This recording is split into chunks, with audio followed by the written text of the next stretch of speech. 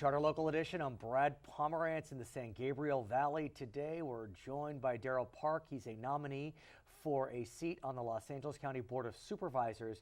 I believe, are we in your district right now? We are close, but we're not quite there. But my point is that your district in which you run takes in significant portions of the San Gabriel Valley and so much more. That is very true. Give us a sense of the huge expanse of District 5? Yes. Yeah, give us a sense. So when you drive up to San Francisco, Yeah. by the time you start to get tired, need to go to the bathroom, Right. need to get some food, you're still in the 5th district. You're still in the 5th district, exactly. So you've seen those signs for Gorman and you think, man, I've been driving a long time. Still in the district. Yeah, there's still a little ways to go. It's the largest geographic district of the 5 districts. Yes. Still about 2 million residents. Yes. But runs from where? What's kind of the most southern to the most northern? The top of LA City, Okay. all the way up to the Kern County border, Right. to the Ventura County border, to the San Bernardino County border.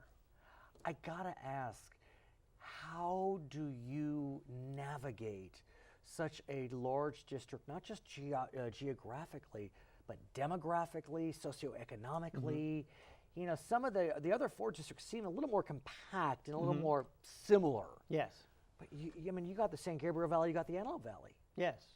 And it's very much like these Hunger Games movies where the capital gets everything and the districts have to provide all the resources. The farther you go out Right. from downtown, the less resources they get and the worse social outcomes exist. That's interesting. So we have a lot of work to do to improve the quality of life, especially the more north you go. Folks are paying in. A lot of these families, you know, folks are working 2 or 3 jobs and paying in and doing their share, but not getting it back. So do you feel as if your district is not benefiting from, I'll call it the largesse of LA County? I mean, is it a misuse of government funds, or is it just kind of misprioritizing government funds? What's your sense? Yeah, I think there's both. There's a lot of misuse and there's a lot of mispriority. If you look at the resources that we're not using, the sun, we have this amazing nuclear reactor in space. There's no better place than the 5th district. We can be making tons and tons of money. That fuel is free. The technology works great. You put solar everywhere, you put it on people's roofs, you put it everywhere else. Those solar installation jobs, that's $25 an hour. You get a kid who has graduated from high school but really struggling to do anything else and struggling to make money. That's a great opportunity. But I guess what's interesting, if I think, is here we are, we're facing a housing crisis. I don't mean affordable housing, I don't mean homeless. I mean, we don't have enough homes in LA County. The rental market is completely crushed. I mean, Yes. vacancies are incredibly low. And yet there's so much land Yes. in the 5th district, the 5th supervisorial There's district. 14,000 parcels up there.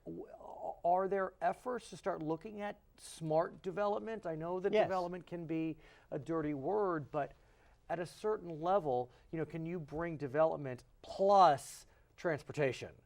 So you're not being crushed on the 14 or whatever it is. Yes, and part of that is, you know, the ideal situation, the ideal community is, I don't want you driving 70 miles That's to true, go to yeah, work. right. I want you, it's paradise up there, absolute paradise. I'd like you to have breakfast with your kids and dinner with your kids, and the lucky few maybe even get to have lunch with their kids. How do you do that? You create a lot of green energy jobs up there. And once you do anything where the fuel is free, there's tons of extra money. What can the county do to incentivize the creation of green jobs? What can a county do? What could you do if you're on the Board of Supervisors? This county has the most opportunity to make it the most innovative place in the world for green energy. So the county buys a lot of electricity. Boom, that's all done. Then we incentivize every producer of electricity now, every distributor of electricity now. You can amortize those costs over 50 years, the same way you do it with a nuclear plant or a gas-fired plant. You get to amortize those costs. It's cheaper than conventional dirty energy. So I get clean air, and when that big earthquake happens, you don't have to worry how you're going to keep your refrigerator on or how you're going to keep your lights on. It's already there. And by the way, that 18 to 35-year-old child of yours that was living in your house now has their own place with their own mortgage and their own family. I want to talk about earthquakes. Yeah, Right please. now, we are seeing just horrific pictures coming out of Italy. Yes, and that was a relatively small earthquake, by the way. It was in the 6s, maybe? Yes. Yeah, but they're having aftershocks as well. Yes. Do you feel as if our county is prepared for the inevitable earthquake? No, not at all. And Why? it's not at all to be negative. We get complacent and we worry about the day-to-day going about our lives. We're not prepared. And this isn't, I could spend hundreds of billions of dollars and still not be all the way there. A lot of this is not going to be spending tons and tons of money. It's working every single day to prepare for the really basic things. Such as? Such as every street needs to have a field hospital. That doesn't mean you build a building. That means somebody's garage has a bunch of tents, and once a month you get everything out, and some of the kids. That's for real. I mean, Yeah. that would be quite a commitment.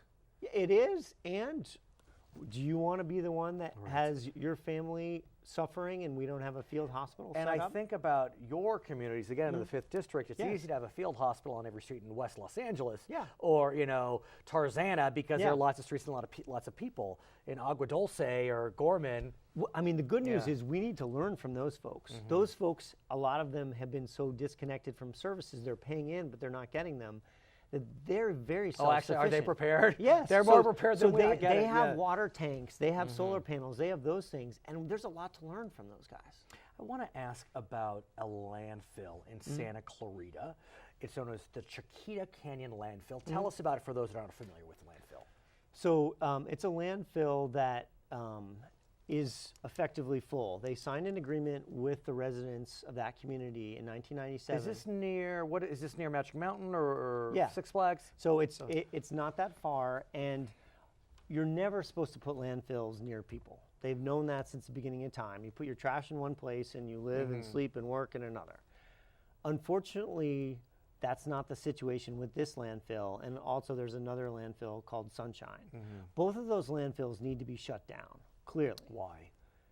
For the Valverde, the Chiquita landfill, they signed an agreement, hey, when we hit a certain tonnage, which is 23 million tons, they hit that in June, they should be done, it should be shut down. That was the agreement that was signed with the residents. The government has to keep its obligation. When you sign an agreement with people saying, once we do this thing, we're going to shut it down. What the government has said is, hey, we've got this permit that allows us, because the trash is settled, we get to put more in. It's like, no, we've made this agreement. The government has to keep its obligation. And this is the county that you believe is violating its obligations? Yes, and they're poisoning people. And How? they need to, all dumps are going to leak by air and leak by water.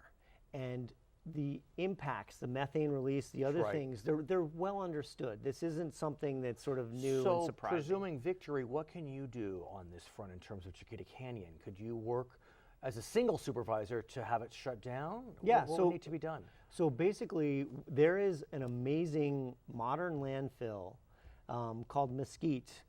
You take the rail far out east. It's far from anything. The taxpayers of the county have already paid $400 million. They own it. It's a beautiful facility. It can hold 100 years worth of trash. It doesn't have groundwater, so there's less concerns No about leakage. pollution. Well, you can't say no leakage because everything will leak, but But nothing to leak into. yeah, it's far enough Right. away from population sources that you're not going to have the problems you have with these other places. So as a supervisor, the supervisors are pretty good about if something happens in one district. in my district, The, right. the other ones sort of say, unless you're really endangering health Right. and safety. And in this case, hey, we're protecting health and safety. The next meeting on this is not until after the election. So it's So- imperative that we do our part, to really make sure that we knock on enough doors Right. that people understand this. His name is Darrell Park. He is a nominee for the Board of Supervisors in LA County. My name is Brad Pomerance. This is Charter Local Edition.